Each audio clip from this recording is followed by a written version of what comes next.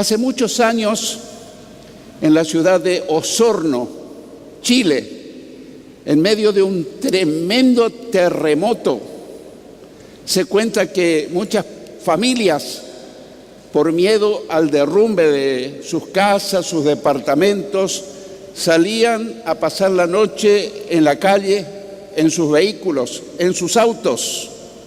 Y se cuenta específicamente de una familia, de una señora que en su desesperación salió, entró a su auto, pero para sorpresa suya, ella escuchaba que sus vecinos, en vez de hacer lo mismo, estaban cantando alabanzas a Dios. Le daban gloria, le daban honra, leían la Biblia, oraban, como si nada pasara. Y esta señora, muy asombrada, le dijo luego a sus vecinos que eran cristianos, le dijo: pero ¿cómo quiero tener lo que ustedes tienen? ¿Cómo es que en medio de este terrible terremoto ustedes pueden estar cantando alabanzas a Dios? ¿Cómo es que pueden estar orando y yo no escucho que ustedes se estén quejando, sino que estén dando gloria, honra, gracias a Dios? Y allí tuvieron estos hermanos la oportunidad de decirle: nosotros no somos más valientes que los demás. Simplemente nuestra confianza está puesta en el Dios de los cielos. Y se cuenta que esta vecina tuvo la oportunidad de conocer a Cristo por el testimonio de estos hermanos. Hermanos, la palabra de Dios dice que nosotros tenemos que dar testimonio de Cristo. Y a veces entendemos que el testimonio es solamente oral, hablado. Pero muchas personas están más dispuestas a ver nuestra vida cristiana. ¿Cuánto confiamos en el Señor? ¿Cuán ejemplar en nuestra vida, nuestra conducta, nuestro testimonio? De manera tal que esta noche, a raíz de todo esto que estamos encauzando, vamos a ver lo que es la verdadera vida cristiana. La verdadera vida cristiana. Y vamos a seguir con nuestro estudio en la carta del apóstol Pablo a los Efesios. Vamos a ver en primer lugar la acción de gracias e intercesión de Pablo. La acción de gracias e intercesión de Pablo. En Efesios capítulo 1, versículos 15 y 16 leemos: por eso yo, por mi parte, dice el apóstol Pablo, desde que me enteré de la fe que tienen ustedes los efesios en el Señor Jesús y del amor que demuestran por todos los santos, es decir, por todos los cristianos, no he dejado de dar gracias por ustedes al recordarlos en mis oraciones. Qué tremendo impacto lo que nos muestra este pasaje de la Escritura. Pablo dice que desde que se enteró de la fe en el Señor Jesús y del amor que demostraban los creyentes de Éfeso por todos los cristianos, él no dejaba de dar gracias a Dios por ellos al recordarlos en sus oraciones. Y pensaba yo mientras meditaba en esto, no es muy común y usual que nosotros demos gracias a Dios por los hermanos, por la fe del pueblo de Dios, por el amor del pueblo de Dios de uno para con otros. Pero qué ejemplo tremendo, tanto de los cristianos de Éfeso como del apóstol Pablo. Qué lecciones valiosas de los efesios y del apóstol Pablo para nosotros, ¿no es cierto? Esto también nos da un impulso, una motivación para que nuestras oraciones tengan tal vez un objetivo más elevado. Cultivar la fe en el Señor Jesús y demostrar amor a todos los hermanos y dar gracias en oración por los creyentes así, son grandes ejemplos que hoy podemos también hacer nosotros. En Efesios capítulo 1, versículos 17 y 18, Pablo dice: pido que el Dios de nuestro Señor Jesucristo, el Padre glorioso, les dé el espíritu de sabiduría y de revelación para que lo conozcan mejor. Pido también que les sean iluminados los ojos del corazón para que sepan a qué esperanza Él los ha llamado, cuál es la riqueza de su gloriosa herencia entre los santos. Hay varios aspectos que queremos mirar, destacar y aprender. Primero, que Pablo pide a Dios que les dé a los efesios espíritu de sabiduría, espíritu de revelación. ¿Para qué? Para que conozcan mejor al Señor. Y pensaba yo también en nuestras oraciones. No acostumbramos tanto a pedir que nosotros podamos tener más abiertos nuestros ojos espirituales para conocer mejor a Jesús, para conocerle más, para entenderle más. Pero esto también es una lección, una motivación. El conocimiento empírico, quiere decir el conocimiento experimental, no teórico, no proviene de estudiar en algún seminario, de estudiar en algún instituto, de estudiar teología. Eso todo está muy bien, pero en estos institutos y todo eso adquirimos conocimientos teológicos. Pero aparte de eso y además de eso, necesitamos nosotros tener una experiencia con Jesús, conocerlo en una vivencia personal, porque si no, practicaríamos un cristianismo muy teórico, no un cristianismo práctico. Y para conocer a Jesús no lo podemos hacer a través de los libros, sino a través de una revelación del Espíritu Santo. Él nos tiene que revelar cómo es Dios, cómo es Jesús. Y nosotros en oración buscándolo, lo vamos a conocer más. Así que podemos tener muchos conocimientos bíblicos. Quizás podemos estar muy acertados en doctrinas de la palabra. Pero el tema es, ¿lo conocemos en una experiencia personal? ¿Percibimos su comunión? ¿Hemos aprendido a escuchar su voz? Tal vez voz tenga que decirlo entre comillas, porque no siempre podemos escuchar audiblemente la voz de Dios, pero sí podemos escuchar con los oídos espirituales. Jesús dijo, mis ovejas oyen mi voz, y yo las conozco y me siguen, y yo les doy vida eterna, y nadie las arrebatará de mi mano. Así que el cristianismo bíblico realmente es una experiencia, aparte de conocerlo bíblicamente. Y eso es lo que el apóstol Pablo está pidiendo para los cristianos de Éfeso. Pablo también pedía que los ojos espirituales de los efesios sean iluminados, que ellos tengan una experiencia de conocerlo más, de conocer la esperanza, la gloriosa herencia y la grandeza del poder de Dios a favor de los que creen. Qué buenos motivos para orar en nuestros tiempos de oración. Señor, quiero conocerte más, yo quiero entenderte más, yo quiero tener una experiencia diaria contigo, no de vez en cuando, sino una experiencia diaria. Te puedo asegurar que esa experiencia, esa comunión íntima con el Señor, te va a sostener en los momentos difíciles. Porque si uno tiene mucho conocimiento bíblico, pero no tiene una experiencia con Jesús, es un cristianismo vacío, teórico, que en los momentos críticos de la vida no te ayudan mucho. En segundo lugar, vamos a ver la incomparable grandeza del poder de Dios. La incomparable grandeza del poder de Dios. En Efesios 1, 19 al 21 dice, y cuán incomparable es la grandeza de su poder a favor de los que creemos.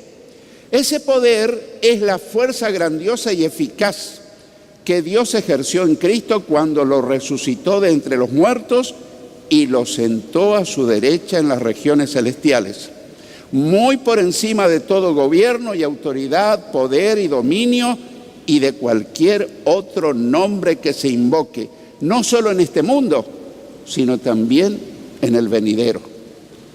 Dice que es incomparable ese poder. Es un poder que no tiene límite, con el que resucitó a Cristo y lo hizo sentar a la diestra de Dios el Padre. Obviamente que ese poder es el poder del Espíritu Santo. Y ese poder está disponible para nosotros, para todo cristiano. Pero yo también quiero decirte que ese poder no viene solo, viene cuando lo buscamos. El apóstol Pablo en una de sus cartas dice, no se emborrachen, no se llenen de vino, sino sean llenos del Espíritu Santo. Sean llenos. Quiere decir que es una decisión nuestra de buscarlo con hambre, con sed. Y en otra parte, el Señor dice que si se lo pedimos, Él nos va a llenar. ¿Y para qué necesitamos estar llenos del Espíritu Santo? Bueno, para enfrentar las pruebas, para enfrentar las tentaciones, para enfrentar los problemas, las dificultades, para enfrentar todas las cosas. Somos demasiado limitados, somos incapaces de salir adelante, a menos que el Espíritu Santo esté con nosotros, llenando nuestra vida, nuestra mente, nuestro espíritu, nuestra alma, todo nuestro ser. Ese es un poder incomparable que dice que sacó a Jesús de la tumba y lo hizo sentar a la derecha de Dios el Padre. Dice que puso a Cristo por encima de todo otro poder en el mundo actual y en el venidero. Esto nos hace ver también que el mundo no es todo lo que nosotros conocemos, el mundo venidero, el cielo, la nueva Jerusalén, todo lo que Dios tiene preparado para nuestro futuro. Con razón Jesús llegó a decir: todo poder me ha sido dado en el cielo y en la tierra. Y ese poder está disponible si nosotros somos sus seguidores. La Biblia dice: y en ningún otro hay salvación, porque no hay otro nombre en el mundo dado a los hombres en que podamos ser salvos. Solamente Jesucristo es el escogido de Dios para salvarnos, para bendecirnos, para acompañarnos. La gran pregunta es: ¿cómo estamos? ¿Estamos llenos? ¿Somos conformistas? ¿Solamente hemos aceptado a Jesús como nuestro Salvador? ¿O le estamos buscando para que Él llene nuestra vida? La verdad es que una vida sin la llenura del Espíritu Santo, en todas las épocas, pero especialmente en esta época, es muy difícil vivir con fuerza humana. Es seguro que vamos a terminar derrotados, pero con el poder de Dios, que es un poder sin límites, siempre vamos a salir más que vencedores. Así que nos conviene buscarle día tras día tras día. ¿Qué le podemos decir? Señor, yo quiero ser lleno de tu Espíritu Santo. Yo quiero que me renueves. Yo quiero que me unjas. Yo quiero que en mi vida haya el fruto del Espíritu Santo. Yo quiero que los dones que me regalaste sean manifiestos. ¿Cuánto necesitamos? Y los cristianos de Éfeso tenían esa meta, ese objetivo. En tercer lugar, Cristo dice que es la cabeza y la iglesia es su cuerpo. Cristo es la cabeza y la iglesia es su cuerpo. Cuando hablamos de iglesia, obviamente que no estamos hablando de las paredes, no estamos hablando del templo. Generalmente nosotros decimos: vamos a la iglesia, y no vamos a cambiar porque eso ya se enraizó en nuestro léxico, en nuestra costumbre. Pero la iglesia somos nosotros. Venimos al culto, venimos al templo, pero en realidad la iglesia es el conjunto de los seguidores de Cristo. A veces la iglesia está presente en el templo, a veces está dispersa por toda la ciudad, pero donde estamos los seguidores de Cristo, allí está la iglesia. En Efesios capítulo 1, versículos 22 y 23 dice que Dios sometió todas las cosas al dominio de Cristo y lo dio como cabeza de toda la iglesia. Esta, que es su cuerpo, es la plenitud de aquel que lo llena todo por completo. Dice que Dios el Padre sometió todas las cosas al dominio de Cristo y lo dio como cabeza a la iglesia. La gran pregunta ¿es la cabeza de mi vida? ¿Qué quiero decir? ¿Es el que gobierna mi vida? ¿Tomo decisiones por mi cuenta? ¿Yo soy mi propia cabeza? ¿Yo soy el que dirige mi propia vida? ¿Qué te parece? ¿Quién va a dirigir mejor nuestra vida? ¿Mi sapiencia? ¿Mi inteligencia? ¿El consejo de un amigo? ¿El consejo de un hermano? Por más buena intención que tengan. Pero realmente el que quiere guiar y puede guiar nuestra vida se llama Jesucristo. Y Él está dispuesto a hacerlo. Pero también eso impone de nuestra parte que cada vez que vamos a tomar decisiones, le busquemos en oración. Y le digamos: Señor, yo tengo que tomar decisiones. Y cuando esto se hace un hábito en nosotros, hasta las cosas mínimas le preguntamos. Y te puedo asegurar que después vamos a tener una gran satisfacción de haber hecho cosas que ni siquiera nosotros nos imaginábamos que podíamos hacer. Porque Él nunca nos manda a hacer cosas que no podemos. Él está con nosotros todos los días y nos ayuda a hacer todo. La Biblia dice: sométanse pues a Dios, Resístanle al diablo y él huirá de ustedes. Si someternos en obediencia a Dios, sin someternos en obediencia a Dios, no podemos resistir al diablo. Nosotros podemos resistirle al diablo. Y el diablo es un perdedor y tiene que huir de todo buen cristiano. Pero para eso tenemos que estar llenos de la presencia del Señor.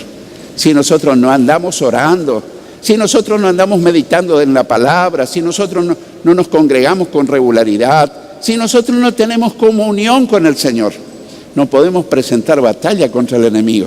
Jesús lo venció en el desierto, pero Jesús estuvo ayunando, orando y batallando. Y la victoria fue del Señor. Esa victoria es para vos y es para mí, pero si Cristo tiene su lugar en nuestra vida. Dice además que la iglesia es el cuerpo de Cristo. Quiere decir que si yo amo al Señor, pero digo, bueno, pero la iglesia para mí no tiene mucha importancia. Yo escuché que hay cristianos que dicen, bueno, yo soy un cristiano, pero de la casa, no en la iglesia, no. Déjame que yo con mi Cristo en mi casa. Pero si yo no amo a la iglesia por la cual Él murió, que es su cuerpo, yo no amo a Cristo tampoco. Así que yo tengo que amar a mis hermanos, tengo que hablar a la iglesia, a la congregación, porque el que dice yo amo a Dios, a quien no vio, y dice yo no amo a mi hermano, a quien vio, y no puede amar a Dios a quien no vio. Así que el amor a Cristo se debería reflejar en mi amor hacia la iglesia, hacia los hermanos, hacia los creyentes. Y necesitamos sentirnos también parte de ella. Porque una cosa es ser un buen asistente de iglesia, pero no ser parte de la iglesia. Hay cristianos que por alguna razón nunca se sienten parte de la iglesia. Son como un injerto, son como una pierna ortopédica. Es algo muy útil, pero no es parte del cuerpo. Son como hermanos buenos, pero son visitas.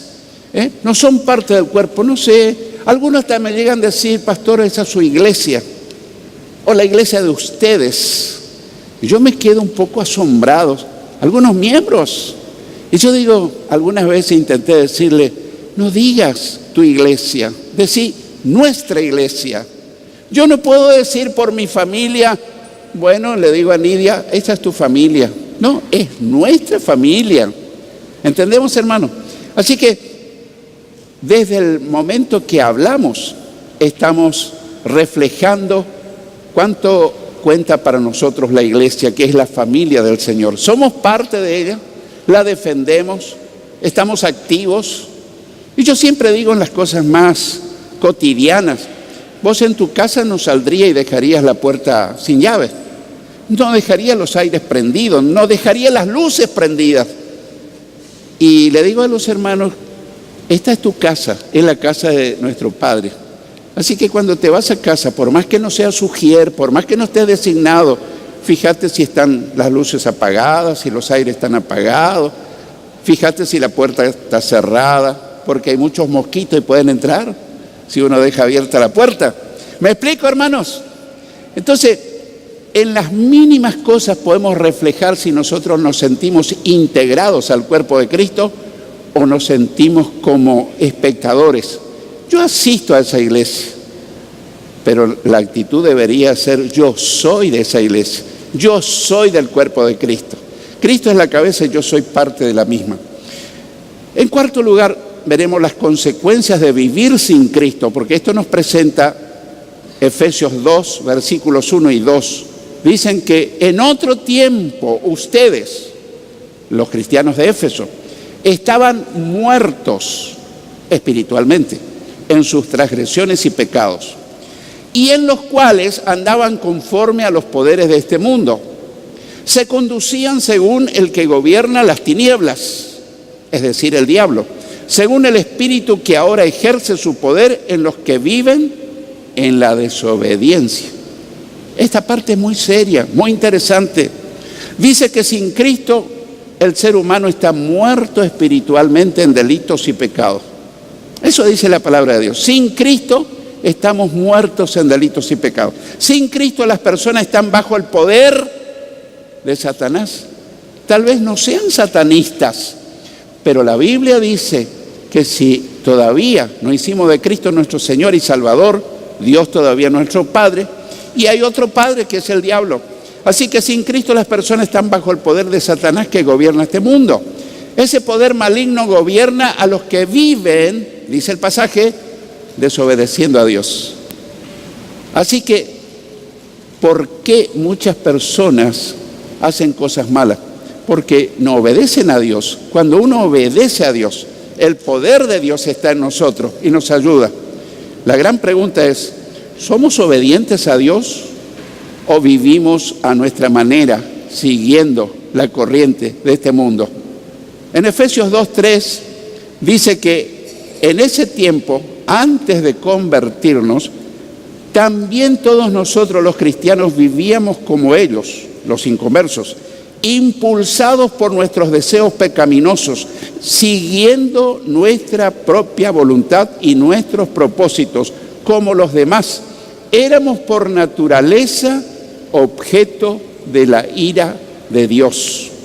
Dice que los que viven alejados de Dios son impulsados por sus deseos pecaminosos.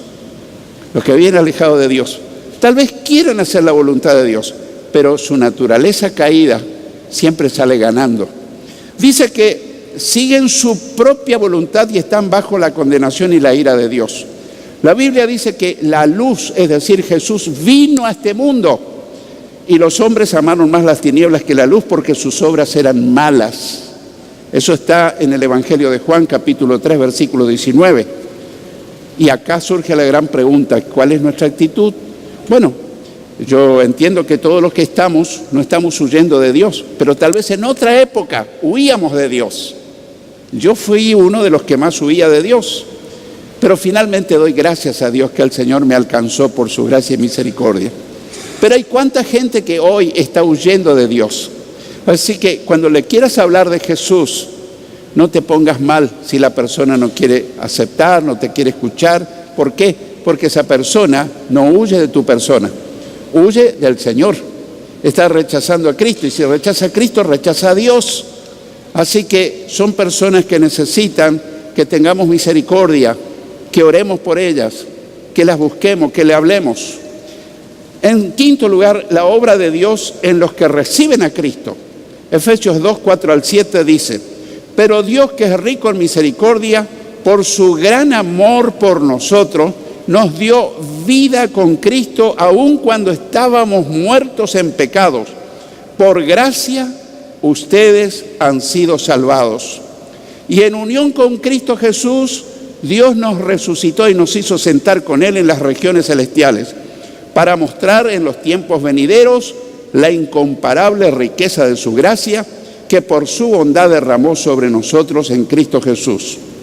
Dice que Dios, por su gran misericordia, nos dio vida espiritual con Cristo, cuando estábamos muertos en delitos y pecados.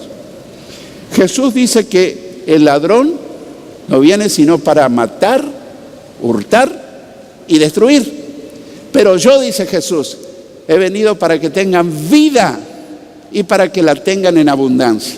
Una vida plena, una vida victoriosa. La verdadera vida cristiana no es una vida triste, derrotada, una vida empobrecida. Todo lo contrario, es una vida gloriosa, es una vida hermosa. Y si alguien me dice, en mi vida no ocurre así, bueno, habrá que ver cuál es el motivo. Tal vez no aprendiste a vivir la vida cristiana. Tal vez estás viviendo el cristianismo en tus propias fuerzas humanas, no en dependencia de Dios. Tal vez hay cargas en tu vida que tendrás que dejarlas, porque no se puede seguir a Cristo con cargas en el corazón, hay que entregársela.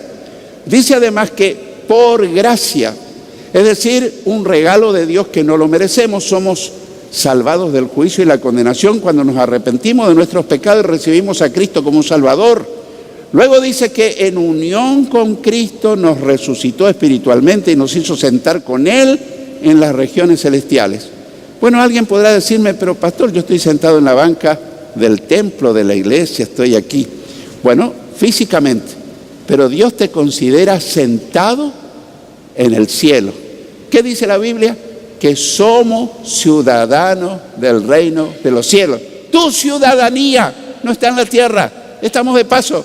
Sos ciudadano del reino de los cielos. Tu nombre está escrito en el libro de la vida.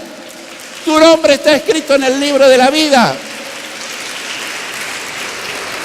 La Biblia dice que ahora nuestra ciudadanía está en los cielos, donde también esperamos al Salvador, al Señor Jesucristo. Y dice además, si pues han resucitado espiritualmente con Cristo, busquen las cosas de arriba, donde está Cristo sentado a la diestra de Dios.